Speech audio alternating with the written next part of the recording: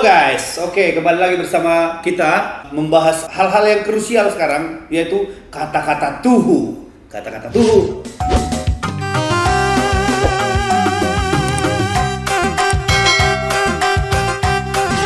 Oke, hari ini sudah ada dua narasumber dan tamu-tamu yang sangat istimewa di kafe kita ini.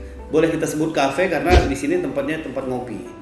Nah, kali ini gue kedatangan narasumber yang luar biasa. Salah satunya adalah Bang Roy Joreta Barus. Siap. Gimana Bang? Sehat? Dan di sebelah kanan saya juga salah satu tokoh nasional, narasumber di mana-mana, di TV ada, di YouTube ada. Siapa lagi kalau bukan Bang Miko? Halo. Mana? Semua. Hari ini kita mau bicara santai-santai saja nih, nggak ada yang krusial yang mau kita bahas, cuman kita pengen ngobrol-ngobrol aja Bang. Gimana kabar? Sehat, kabar sehat. Kemarin abis selesai studi di luar negeri katanya, di mana? Iya, di Spanyol, Pak. Spanyol. Nama kampusnya apa? Nama kampusnya The International Institute for the Sociology of Law. Di mesra nih gitu, satu-satu mesra nih gitu. Jadi sebenarnya itu lebih biar keren aja sih. Coba sekali lagi. Sekali lagi apa nama kampusnya? The International Institute for the Sociology of Law. International Institute for Sociology of Law. Luar biasa, Spanyol ya. Ini Spanyol. Ini putra Karo yang luar biasa bisa sampai kuliah di Salah Spanyol. satu putra terbaik bangsa dari Tanah Karo. Putra Karo ya. Untung belum tambah di depan dengan namanya kan. Alem. Atau mendiam. Jadi itu ngambil bidang apa kemarin? Bidangnya hukum, Hukum. tapi dari perspektif sosiologi. Oh, Makanya hukum sosiologi dari hukum ya. perspektif. Nah, kebetulan juga Bang Roy juga salah satu orang hukum juga ya. Orang hukum juga. Jadi sekarang berkecimpung di dunia lawyers ya Bang ya. Jadi lo pengacara. Jadi cuman aku yang bukan orang hukum di sini, tetapi kita akan hukum mereka guys. Karena gua punya games yang menarik. Kita mau main games dulu nih Bang. Oke. Kita dulu kan ini hukumnya. Enggak, kalau agak berlebihan kita somasi, Bang. Nama acara kita kata tuhu. Jadi kita akan bermain tebak-tebak kata. Oke. Oke, tebak yang pertama tebak kata dulu atau Tebak apa dulu ini? Kita orang Karo kan kita nggak tahu nih. Oh, iya. Tebak apa dulu ini? Bahaya tebak ini. Iya. Bisa kamu geser dikit? Games kita ini menebak gestur bibir. Oke. Jadi nanti aku kasih soal masing-masing. Bang Roy memberikan kata clue ke Bang Miko. Oke. Jadi Bang Miko harus menebak kata-kata yang disebutkan. Oke? Kalau nggak bisa tebak gimana? Hah? Ada panisnya? Ya dihukum. Nanti dihukum ya. Pokoknya Kalau bisa nebak gimana pertanyaannya, Bang? Kalau bisa nebak gimana? kalau bisa Jadi masuk. bisa kong kali kong kita. Kalau bisa Bocorin jawaban. kalau bisa nebak masuk. Masuk masuk sel. Guys, ini tolong kalau kalian punya pertanyaan, kalian tulis di kolom komentar dan jangan lupa di subscribe, like dan komen. Karena kita akan bermain games di sini dan itu tentunya dari arahan dari komentar-komentar kalian yang ada di kolom komen. Oke, jangan kemana-mana. Kita akan main game. Oke, siap? Oke, siap. Yang pertama kata-katanya adalah ini ya. Nih. Oke, udah tahu? Oke, kita mulai gamesnya. Kata yang pertama. Tebak aja dong Bang. Odol. Belum. Lagi. Ketutup jenggot ya. Ketutup brewo. Ayo dong. Nih, lihat deh. Ayo. Nggak boleh bunyi, nggak boleh bunyi. Ojol. Salah, bukan. Busa. Belum Belum kali. satunya. Call. Ya. Oke, kata yang kedua, Bang Miko. Oke. Ini susah ya. Susah. 1, 2, 3, go. Sayo. Apa sekali lagi?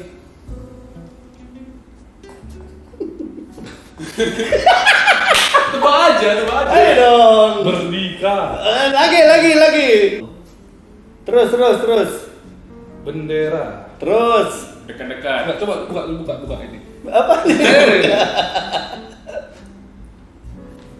Bendera.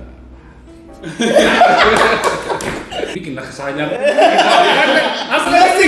Gini kan? Kasih. Gini. Lima, Berdika. 3, 2, Jangan-jangan abang bisa tebak nggak? 1. Kalah. Jawaban yang benar adalah Bengkila. ya, Bengkila. Berarti bisa. Satu lagi ya. Kam. Kalau menang jus berarti kan? Kalau menang jus, ini Nah, jadi kalau menang pula. Kalau bisa ketebak. ini kan masih sama nih Ini siapa skornya. menang, ini aku menang. Sama-sama nggak tebak, ya kan? Tadi nebak aku. Call kan? Iya. Oh, iya. Berarti kan karena aku bikin dari bisikannya. Gitu baru dia tahu. Nih. Oke, kita mulai 1, 2. Kok dia gampang-gampang? Ini konspirasi memang. Konspirasi ya. Nah, berbicara konspirasi, habis ini kita bahas. Iya. Oke. Tukul. Coba. Dungkul. Enggak. Dogol coba dogol. Itu. Kata-katanya apa mulutnya beda. Yang dia itu jangan ujungnya. Lidah. Masalahnya lidahnya itu di dalam, Pak, ya kan? Bener nggak? Saya di dalam nggak? Oke, 5, Loyo. 1, ya habis tenor. Jawaban yang benar adalah Tunggu berstagi. Jadi Ya bikin mas lagi ini. Aku kan 3 ini kan. Ini gampang-gampang aja. Iya. Mungkin kita perlu bikin Bengkila. oke, teman-teman kita udah seru-seruan gamesnya. Gimana bang? Udah segar ya? Udah tercairkan ya? Udah, ya. Kemarin nonton apa? Debat Pilkada Karo? Nonton. Nonton ya? Nonton juga? Nonton. Yang kedua ya. Yang kedua? Oke, pertama. Yang pertama? Oke. Karena ini nonton yang pertama, ini nonton yang kedua. Menurut lu yang pertama gimana? Kalau yang pertama itu apa ya? Dari semua calon mungkin masih pada usaha ngasih tahu apa yang dia pikirkan gitu loh. Jadi aku pikiranku ini, visiku ini, program kerjaku ini sampaikan gitu. Padahal kan debat itu kesempatan berharga kan untuk mengajak pemilih itu untuk milih kita gitu. Nah itu usaha itu yang belum aku lihat sebenarnya dari ke 5 pasangan calon ini. Gitu. Oke. Masing-masing ada kurangnya di satu sisi, ada lebihnya satu sisi ya. Itu berimbang lah ya. Masih berusaha untuk memperkenalkan, mempromosikan apa yang menjadi keunggulan-keunggulan masing-masing gitu ya. Betul. Belum masuk ke konten substansi ya. Jadi Iya misalnya kan kalau kamu mau ngajak pemilih, misalnya kamu pasti kan ngomong untuk petani, misalnya. Yang merasa dirinya petani kan merasa terpanggil kan. Jadi lebih terarah gitu ya. Ya ini yang kurang menurutku, ini masih general lah gitu. Oke, kayak yang kedua, debat yang kedua menurut Bang Roy gimana? Karena Bung Miko nggak nonton yang debat yang kedua, mungkin dia nggak paham. Karena di debat kedua ini ada apa namanya TikToknya. Udah mulai di sini sudah mulai betul-betul Kayak debat. gini dong. Iya. TikTok. Terus mohon maaf nih kalau bisa mengarah ya. Dari kelima paslon ini, saya lihat yang menguasai persoalan di Tanah Karo, setidak-tidaknya dia belajar dan mempunyai ide gagasan untuk membuat perubahan Tanah Karo ke depannya. Yang saya lihat itu cuma nomor 3. Nomor 3. Yang paling dominan menurut saya. Kita akan masuk ke bagaimana penjelasan kenapa Bang Roy mengarah ke kenapa nomor 3 lebih unggul. Aku mau tanya dulu nih. Jadi sebelum kita masuk ke situ, kenapa kita ribut-ribut? Kenapa kita harus membahas ini? Kenapa harus membahas Pilkada Tanah Karo gitu ya? Menurut saya apa sih yang menjadi hal seksi lah sebenarnya di Tanah Karo ini? Nah menurut Bang Miko sendiri gimana?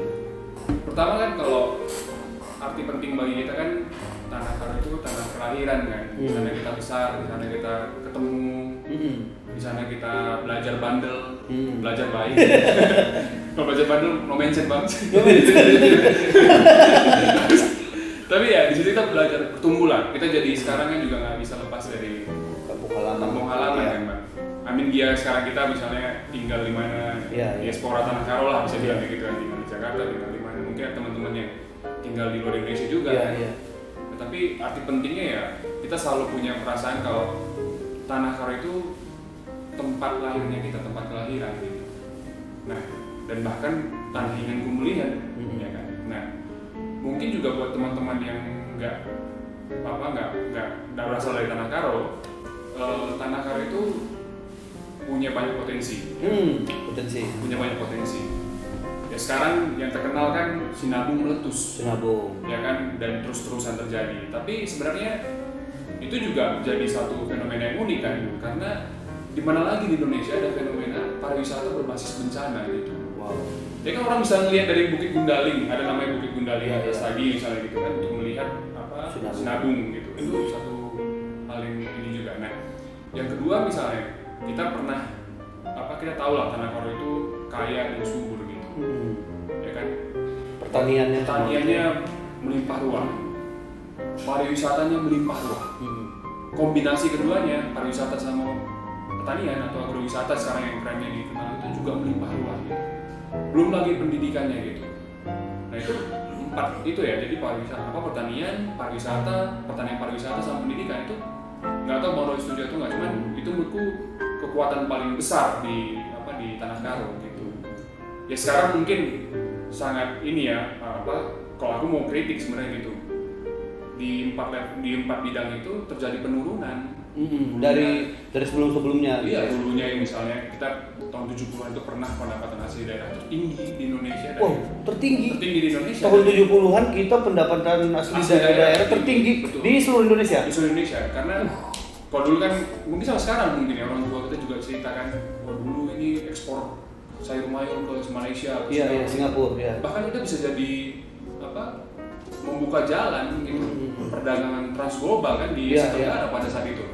Gitu, dari Tanah Karo gitu. Nah itu kekuatan itu ya sekarang menurutku jauh menurun ya. Aku nggak tahu, nanti kita bisa bicarakan apa faktornya gitu ya Pak. Jadi tapi kondisi sekarang itu menurutku ya justru ya banyak ininya lah, banyak kekurangannya, banyak penurunannya gitu. Nah kalau berbicara kekurangan nih Tanah Karo, ini kan kita langsung aja ke orang-orang yang sebenarnya pengen ini kekurangannya apa sih gitu kan. Tapi yang pertama, Bang Roy setuju nggak kalau Tanah Karo itu seksi? Sangat seksi. Gimana? Saya sepakat sama Bung Miko tadi. Kekuatan di Tanah Karo itu dalam sektor pariwisata dan pertanian. Itu yang paling krusial. Yang dua utama gitu. Karena apa? Karena kebetulan memang Tanah Karo itu kan berada di dataran tinggi. Yang membuat kemudian strategis, yang membuat kemudian tanahnya subur, udaranya sangat sejuk, keindahan alam yang sangat mempesona. Gitu. Ini kan harusnya dapat kita manfaatkan, kita pergunakan dengan sebaik mungkin. Ini tentu dapat terjadi atas peran serta kerjasama antara pemerintah dengan masyarakat. Jadi nggak bisa pemerintah aja, nggak bisa masyarakat aja. Nggak bisa. Artinya di sini membutuhkan keterlibatan ya. Jadi semua orang harus memang ikut bahu membahu untuk menjadikan kembali Tanah Karo ini gitu. Tapi masalahnya nih Bang Miko, apa yang Bang Miko jelaskan di tahun 70-an itu dengan yang sekarang ya boleh dibilang beda atau mungkin sebenarnya nggak mencerminkan sama sekali gitu. Nah sebenarnya menurut Bang Miko itu tantangannya apa sih? Kenapa Tanah Karo ini kok udah kayak gini sih sekarang gitu dari kacamata sosiologi? Memang ini kan, memang kalau kita juga nggak bisa nostalgia juga gitu. Iya. Bahwa kita merasa Tanah Karo itu tanah kemuliaan, tanah kelahiran, itu kan nostalgia sebenarnya. Iya. Tapi nggak cukup sampai di situ. Tapi kita juga harus melihat kalau sekarang kondisinya itu menurun. Permasalahannya Bang, menurun itu bukan hanya menurun karena di benda mati menurun nilainya gitu. Ada orang di dalamnya. Gitu. Orang ini kan Bibita, Kilata, Mama, Mami, Ulang, Senina, teman, Pembria gitu, itu orang di dalamnya gitu. Pengelolaan. Iya, ada manusia di dalamnya. Nah, itu yang menurutku tantangan utamanya memang ini ya. Kalau aku oke, ada masyarakat, iya, tapi sebenarnya yang paling penting dan paling rapuh rantainya itu di pemerintah. Bang Yaris di Bang Roy. Nggak tahu setuju atau nggak ya, tapi paling rapuh itu di pemerintah. Iya. Ya kan, pemerintah siapapun ya, ini kan rezimnya udah kalau kita hitung lah dari tahun 70-an gitu, ini berapa kali ganti bupati gitu. Nah, tapi siapa bupati yang punya visi? Iya. Gitu.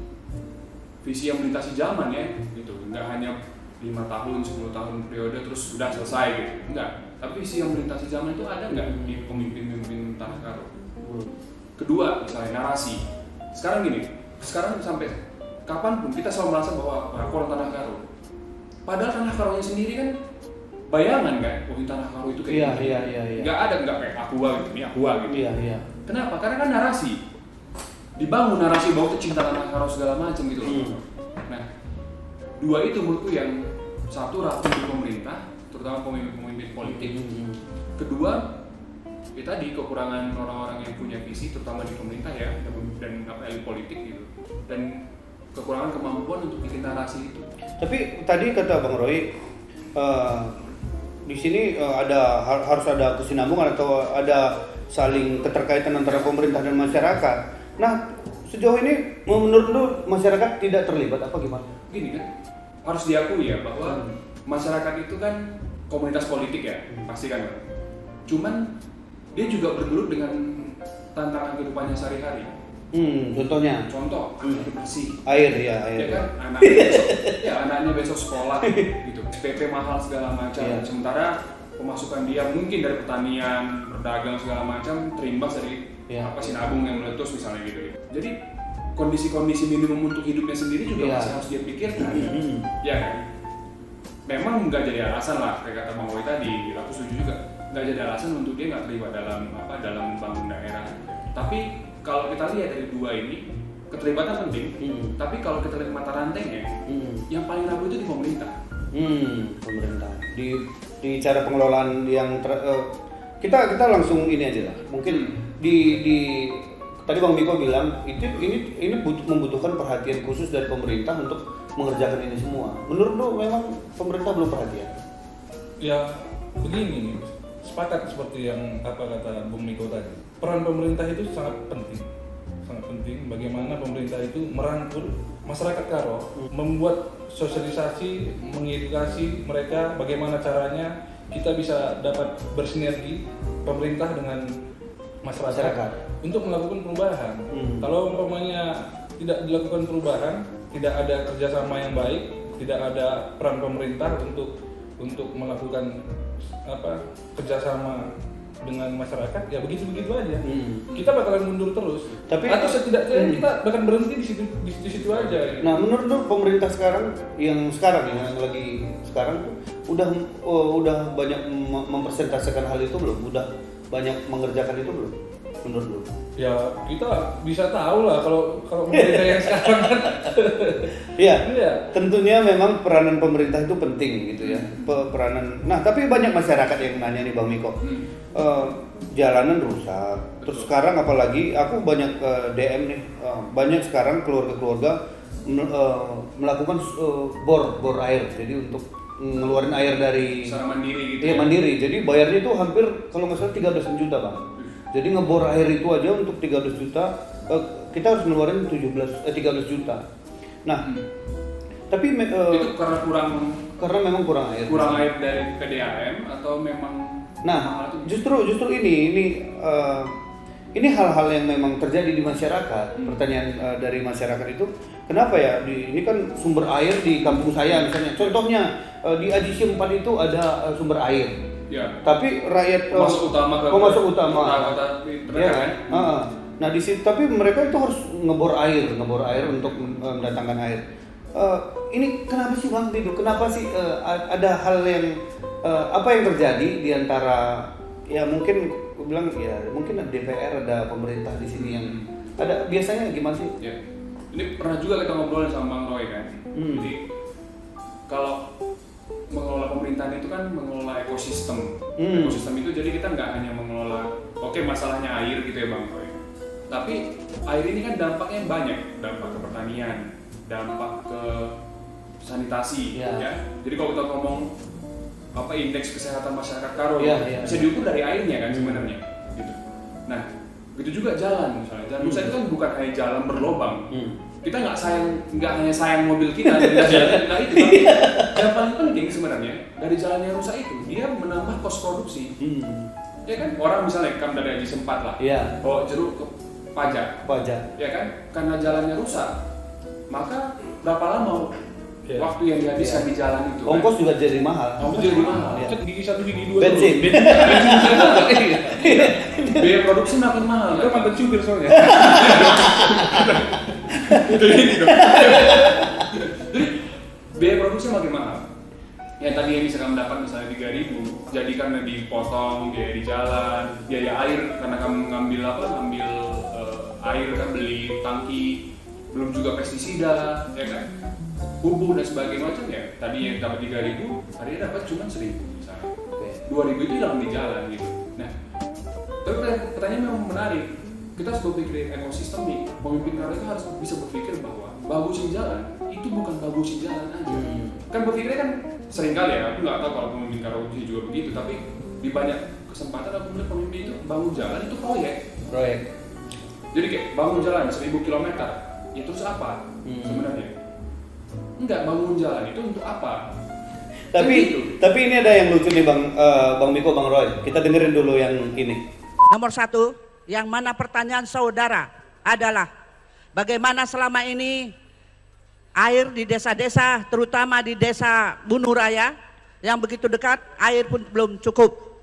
Dalam hal ini tentu saja ada hal-hal tertentu yang membuat tak cukup air di Bunuh Raya, dan bukan hanya di Bunuh Raya saja. Kesalahan daripada pemerintah, tapi di sini kerjasama yang baik antara masyarakat dengan pemerintah belum terjalin dengan baik. Nah, menurut Bang Miko gimana tadi? Tuh. Ya gini ya. Kita kayak kalau masyarakatnya kan kita nggak bisa bilang ya untuk ayo dong terlibat. Gitu. Enggak, justru tadi rantai paling rapuh itu, mata rantai paling rapuh itu ada di pemerintah. Pemerintah yang punya tadi kan satu, dia harus punya kemampuan untuk memvisikan pembangunan Tanah Karo. Kedua, dia bisa menarasikan perubahan. Ya kan? Tanah Karo Simalem. Kalau kita berkaca lah ke daerah-daerah sekitar kita gitu kan, Marsi Putari Hutanabe itu besar buat mereka. Kita apa kebanggaan sebagai orang Tanah Karo? Ada nggak narasi-narasi kayak Simalem lah Bang. Iya kan, Tanah Karo Simalem, tapi kan harus diisi. Sekarang lah kan Presiden Joko Widodo kan bikin Indonesia Maju, kerja itu kan bagian dari membangun narasi. Nah, itu kemampuan pemimpin Karo harus di situ. Yang ketiga, menurutku ya, itu kemampuannya harus menjadi fasilitator. Iya, kemampuan fasilitator itu prasyarat dasar yang harus bisa mendengar. Kalau dia merasa bahwa orang Karo itu punya asumsi ya, orang Karo itu kayak gini, anak kampung ini begini, anak kampung ini begini, ya nggak mungkin jadi fasilitator menurutku. Bang Roy, cuplikan tadi, apakah ini udah salah satu ciri pemerintah yang mendengarkan masyarakat? Kalau saya mendengarnya lucu aja. Ya lucu. Sekarang kan posisinya kan beliau ini kan sebagai pemerintah. Iya. Sebagai pemerintah, dia membicarakan dirinya sendiri mungkin. Kita masih berbicara mengenai apa sih kekuatan dari Tanah Karo itu sebenarnya. Tadi Bang Miko udah jelaskan kekuatan yang terbesar itu ada di dalamnya. Orang-orang yang mengelola Tanah Karo itu sendiri. Nah, artinya dengan adanya sumber daya atau SDM yang bisa mengelola Tanah Karo dengan baik, Tanah Karo akan menjadi lebih besar. Dan kedua, tantangan utama untuk mencapai kekuatan itu tadi adanya sinkronisasi dari antara pemerintah dengan DPR mungkin dan masyarakat. Dan tadi Bang Miko juga banyak menjelaskan dan Bang Roy. Nah, yang ketiga, ini kan momennya pilkada nih. Ya. Lagi panas. Itu pilkada. Jadi semua tim sukses lah, semua pasti menyatakan bahwa tim unggulan atau kepala daerah yang mereka usung itu lah yang terbaik. Gitu.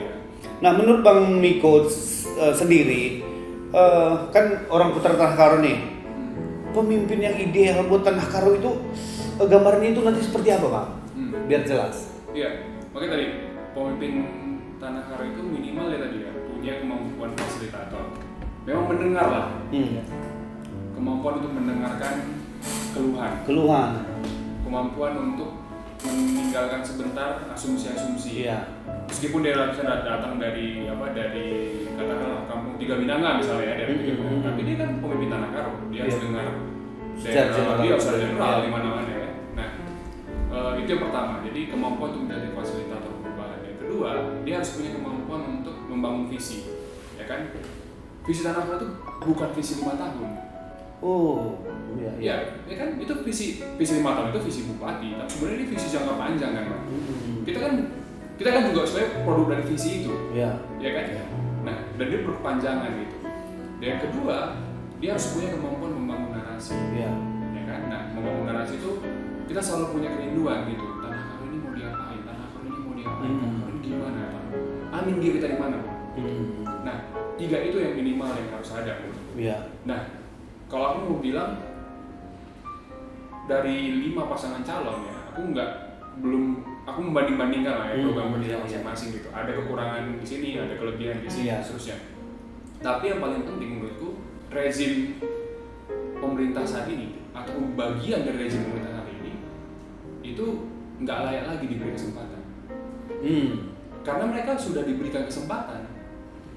Dan kondisinya hari ini secara objektif kita bilang ya ada kinerja ya, tapi itu kan nggak sesuai dengan ekspektasi yang kita harapkan. Aku bukan mau memihak ke kiri kanan ya, tapi gimana bisa kerja Bang? Anggarannya cuma 2 triliun. Betul. Ya, 2 triliun dan 50% kan belanja pegawai. Kan? Iya. Nah, tapi 50% belanja pegawai. Hampir 50%. 1 triliun belanja pegawai, 1 triliun buat masyarakat. Iya, belanja pegawai dan operasional ya. Dan gini, persoalannya kan satu, kalau kita ini kan kayak mengatur keluarga kan, rumah tangga gitu. Jadi kita harus lihat pemasukan apa yang bisa kita dapatkan dan pengeluaran apa yang bisa kita tekankan. Kita lihat pemasukannya gitu. Pendapatan asli daerah kita berapa sih? Iya. Gitu. Gak banyak kan sebenarnya gitu. Kalau tadi Pak Roy bilang pertanian dan pariwisata, berapa sih dari kontribusi yang kita bisa dapatkan dari pariwisata dan komunitas-komunitas unggulan kita gitu. Nah, apalagi komunitas pertanian kita banyak tantangan kan Bang Jenis dia. Nah, itu jadi persoalan menurutku. Jadi pemasukannya memang sedikit. Atau mungkin Bang Miko lebih mengkerucut aja, apa mungkin Bang Miko mungkin nggak langsung tapi menyatakan bahwa sekarang Tanah Karo itu salah kelola. Iya, salah kelola karena nggak ada kemampuan dari pemerintah, kemampuan manajerial, kemampuan tata kelola, kemampuan membuat visi, membuat narasi gitu. Nah, yang paling penting juga fasilitator tadi kan juga nggak hanya ke masyarakat ya Bang Roy. Jadi masyarakat penting untuk dilibatkan dalam pemerintahan gitu. Tapi kemampuan fasilitator untuk kebanyak kalangan. Berapa sih partnership atau kemitraan ini buat pemerintah dengan pihak pengusaha, investor, investasi dan sebagainya macam itu. Modelnya kan model yang aku lihat ya, yang praktikan itu kan model beli putus ya kan, ya siap pengelolaan berapa lama, ya udah si pengusahanya makin kaya, si pemerintahnya lepas tangan, si masyarakatnya nggak dapat apa-apa. Jadi rasio gini dari kesenjangan antara yang kaya dengan yang miskin itu tinggi juga kan. Yang kaya semakin kaya, yang miskin semakin miskin. Nah, itu kemampuan untuk menjalin dengan pihak swasta. Kedua, kemampuan untuk melobi pemerintah pusat. Kan kita nggak hanya dari pendapatan asli daerah kan, sumber masukan daerah itu ada ada alokasi umum, alokasi khusus, dana perimbangan gitu-gitu. Nah, ini kemampuan lobi supaya bisa dikucurkan. Atau mungkin nggak usah jauh-jauh ke pusat ya, mungkin Pemprov aja gitu masih terbilang sulit nggak sih? Iya, itu kan apakah memang didengarkan gitu, pemimpin hari ini itu didengarkan nggak oleh pemerintah provinsi, pemerintah pusat itu didengarkan nggak hari ini? Nah, itu yang jadi persoalan gitu. Balik lagi ke Bang Roy, tadi Bang Miko bilang di sini ada salah kelola. Terus siapa yang paling cocok menurut lu? Kan sebagai masyarakat dan putra terbaik Tanah Karo bisa dibilang gitu ya. Yang sekarang di Jakarta juga sukses, berhasil membangun perusahaan, banyak perusahaan yang telah tercipta. Dan menurut lu seperti apa seharusnya pemimpin yang akan datang yang siap untuk mengelola Tanah Karo yang tadi yang masalahnya sedemikian kompleks tadi ya. Jadi menurut lu gimana yang mana? Ya kembali lagi ya seperti yang saya sampaikan tadi. Pemimpin itu harus dapat merangkul, harus dapat menjadi fasilitator seperti kata Bung Miko, bertanggung jawab, tegas. Ini kita akan berbicara kata tuhu nih. Kata tuhunya begini. Kenapa saya bilang tegas? Di sana itu banyak ya kita buka aja di sini ya. Mafia proyek, banyak ormas-ormas, banyak oknum wartawan yang pada akhirnya menggerogoti. Yang kalian bilang 2 triliun itu akhirnya ada juga persen ke mereka ini gitu. Dan gelap lah ya. Iya, dan gelap. Nah, disitulah peran pemerintah untuk tegas menyatakan tidak kepada orang-orang seperti ini. Gitu. Salah satu calon yang kamu anggap mampu, salah satu aja siapa kira-kira? 3. Nomor 3. Iya. Alasannya kenapa? Alasannya kenapa gitu? Ya, karena saya pikir dia itu mempunyai mempunyai keinginan untuk mengubah Tanah Karo.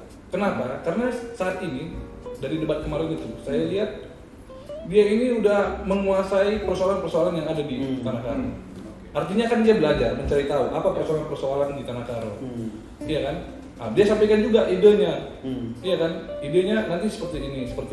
Iya, Gagasannya seperti ini gitu. Kalau menurut saya itu Apa kan cukup dulu. apa hal yang krusial yang menurut dari nomor 3 ini yang apa namanya yang kemungkinan ya semua menurut aku ya semua pasangan ini memiliki visi yang sangat luar biasa menurut saya.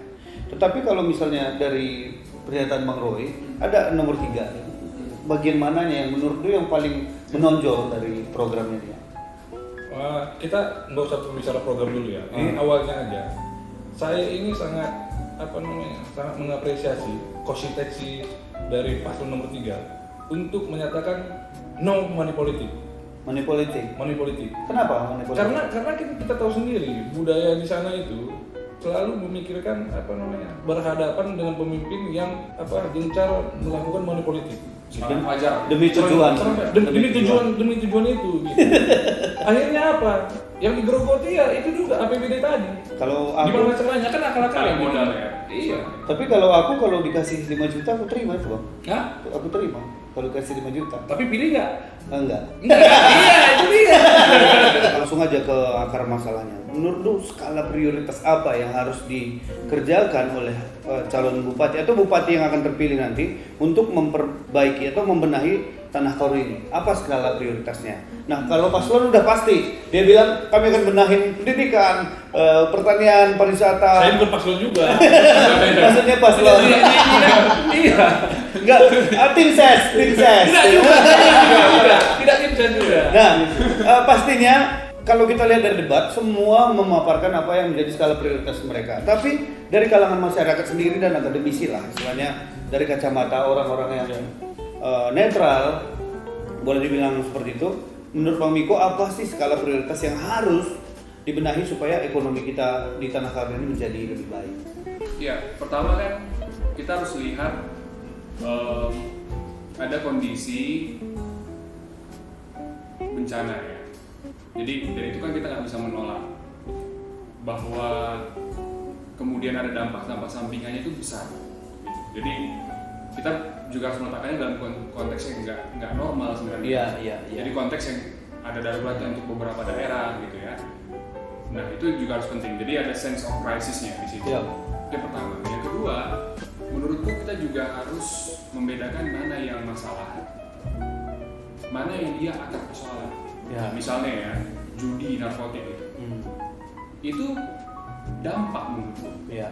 Tapi Akar kalaupun masalah. kita berantas judi, berantas narkotik, perang besar gitu, tapi akar masalahnya nggak ditanggulangi, menurut itu nggak akan pernah selesai juga. Karena itu dampak kan, orang misalnya frustasi, nggak punya duit segala macam, butuh kesenangan, kayak ke judi, ke narkotik gitu.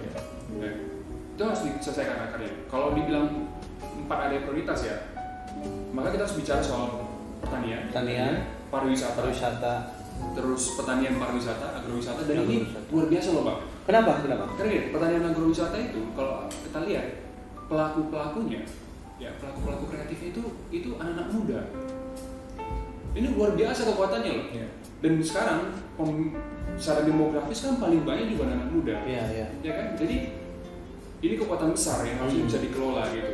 Jadi nggak hanya sekedar melihat model tadi, kerjasamanya bukan hanya bangun di sini, kelola udah. Enggak. Jadi menurut lu di dalam memajukan ekonomi Tanah Karo ini perlu melibatkan anak muda? Oh jelas, itu kekuatan besar. Dan kekuatan anak muda ini kan kekuatan kreatif ya.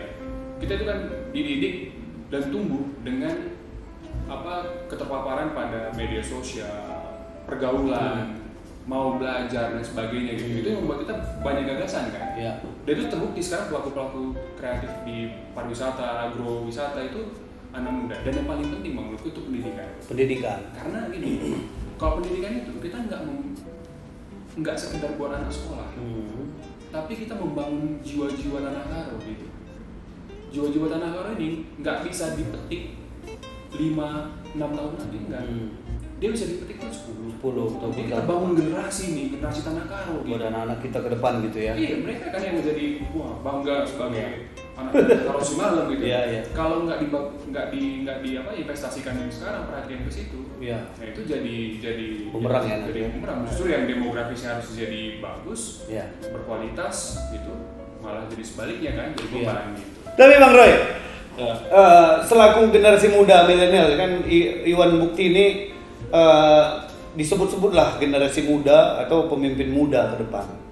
Menurut lu ada hal-hal yang Bang Miko tadi sampaikan di program Ide Bukti ini, atau hanya sekedar pencitraan Ide Bukti saja?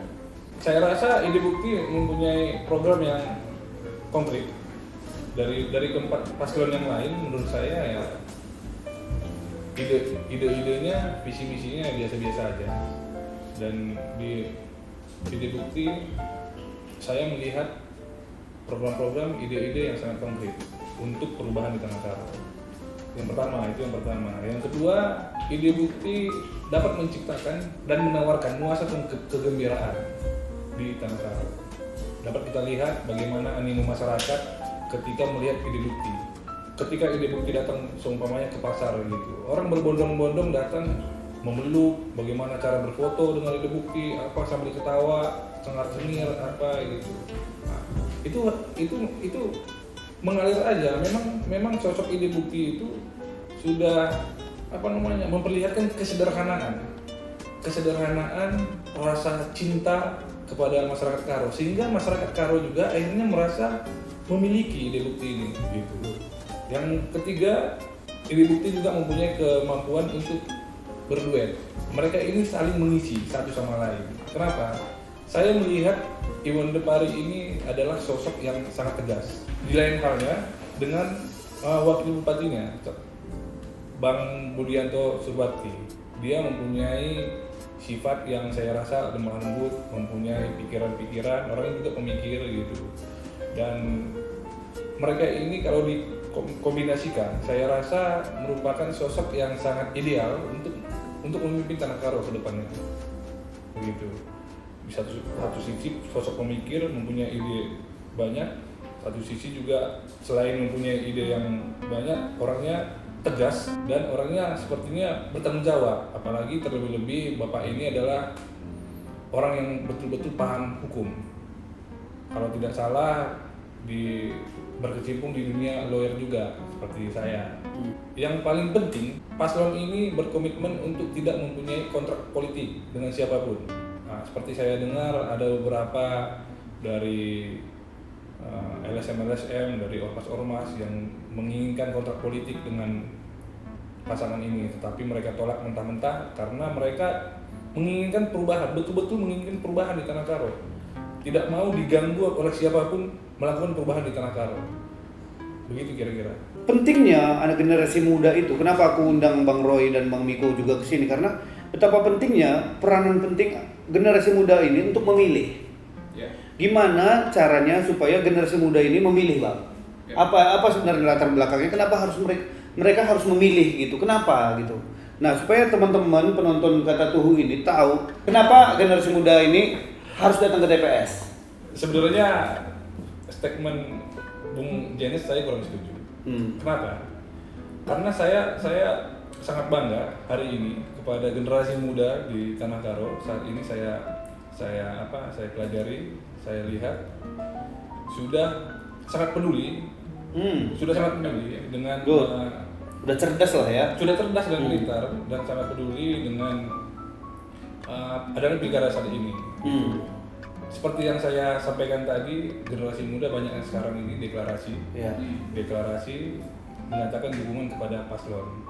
Artinya pernyataan Bung Jenes tadi menyatakan apatis, saya kurang setuju begitu. Tetapi kalaupun ada dari generasi muda yang apatis, ya marilah kita sama-sama memberikan kontribusi di pilkada ini dengan datang ke TPS pada 9 Desember ini atau mengajak semua elemen masyarakat untuk bersama-sama melakukan pemilihan. Begitu. Kan momen ini tidak selalu ada.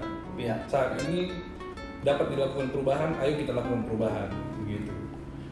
Bang Miko, kenapa anak-anak muda itu perlu datang ke TPS? Setuju sama Bang Roy, nggak setuju sama Bang Janes? Iya. Ya, karena kalau ini mungkin melihatnya dari ini ya, dari sosial media ya. Di sosial media, terus ngobrol dengan beberapa teman di sana gitu, terlihat memang pada pemilu kada hari ini tuh kekuatan anak muda itu besar gitu. Jadi ya mudah-mudahan partisipasi politiknya juga besar nanti kan untuk datang ke TPS dan mencoblos. Ini terlepas siapapun yang akan dipilih, tapi secara partisipasi politik itu besar. Dan itu berarti bahwa ada aspirasi politik yang dibawa. Iya. Ya kan, aspirasi apa? Ya. Aspirasi perubahan. Ya. Nah, ini juga untuk teman-teman yang mungkin bukan apatis nih, tapi lebih ke masih memilih gitu. Ya kan, masih wah ini bagus, ini enggak, ini apa, ini Masih apa. menimbang, Masih belum menentukan menimbang, pilihan. ya. Jadi kalau di itu masa mengambang lah ya, voting base ya, masih wah gimana nih, masih menunggu lah gitu. Nah, untuk teman-teman yang masih menunggu gitu kan, kadang-kadang yang masih menunggu itu sebenarnya gini, perubahan Tanah Karo itu nggak mungkin dilakukan oleh orang lain.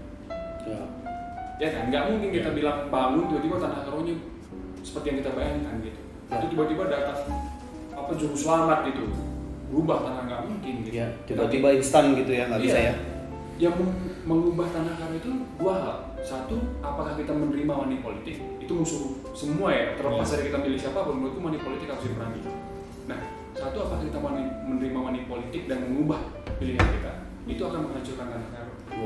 Atau yang kedua, nggak lama kok ke TPS itu kan, 10 menit paling lama. Tapi satu kali coblosan itu menentukan 5-10 tahun, bahkan 20 tahun ke depan ya. iya, kalau dia nggak memberikan perhatian pada pendidikan generasi muda segala macam, maka bisa bergenerasi ya kan. Nah itu jadi 10 menit itu, atau katakanlah 5 menit itu menentukan kehidupan kita untuk selama-lamanya generasi Tanah Karo gitu. Oke, statement terakhir Bang Roy. Apa pesan khusus buat pemirsa yang ada di rumah? Kita rehat sejenak. Maaf Bang Karni. Langsung debat dong kalau Statement terakhir. Mari masyarakat Karo, kita bersama-sama datang ke TPS pada 9 Desember 2020. Dengan ini kita langsung aja, kalau saya ya, langsung aja. Dengan memilih ide bukti nomor 3. Kita coblos nomor 3. Bang Miko, statement terakhir untuk Pilkada Tanah Karo. Ya, Tanah Karo itu punya kekuatan kan? Tanah Karo itu juga pernah mengalami masa kejayaannya gitu. Dan masa kejayaan itu bukan hanya untuk Tanah Karo sebagai sebuah nama, tapi untuk kita sebagai sebuah keluarga besar Tanah Karo gitu. Kalau kita mungkin, saya misalnya tinggal di Jakarta, mungkin cuma membayangkan aja Tanah Karo gitu, tapi teman-teman kita, kadang-kadang yang Taslijah gitu, itu kan hidup di situ. Dan itu manusia gitu. Mereka ngerasain realita ya. Betul gitu, merasakan realita segala macam. Jadi good. menurutku jangan sampai juga kita berpikiran bahwa mereka nggak cerdas, mereka enggak kok. Tanah Karo itu orangnya bagus kok. Ya. Kritis. Abang ke kedai kopi, mulai dari kode nuklir, perang dagang Amerika Cina, Dibahas semua ya. iya, sampai ke harga cabai dipajak itu dibahas semua. Bukti kekritisan kan. Ya. Nah, Bahkan mereka rela nggak ke ladang gitu ya. iya. Tinggal bagaimana sebenarnya aspirasi politik itu bisa dibawa dalam konteks membawa perubahan. Nah, jadi untuk anak muda, untuk mami, mama, kila, bibi, bulan, nenek, semuanya berbondong-bondong lah kita datang ke TPS. Kali ini tolaklah money politik itu. Ya. Jangan mau harga diri kita dihargain dengan 50.000, 100.000, 200.000. Kita nggak semurah itu. Tangan kita itu membawa perubahan yang besar bagi tanah ke depan. Good. Tersanjung aku. Ya. Tersanjung. Iya. Nah kalau Kalau Bang Roy tadi tersanjung, teman-teman semuanya boleh, kalau kalian tersanjung juga, kalian boleh tulis di kolom komentar. Kalau pendapat kalian berbeda juga boleh tulis di kolom komentar. Atau mungkin kalian setuju dengan ini, boleh di-share ke siapapun yang ada di kita. Karena ini pesan penting bagi kita semua untuk kedepannya Tanah Karo. Karena kita peduli Tanah Karo, makanya kita akan melakukan sesuatu, dan aku yakin kita semuanya sepakat untuk melakukan sesuatu demi Tanah Karo. Dan terima kasih Bang Miko. Terima kasih Bang. Terima kasih Bang Roy. Terima kasih Bang Roy. Terima kasih semuanya teman-teman. Sampai ketemu di pembahasan kata tuhu lainnya bersama kami.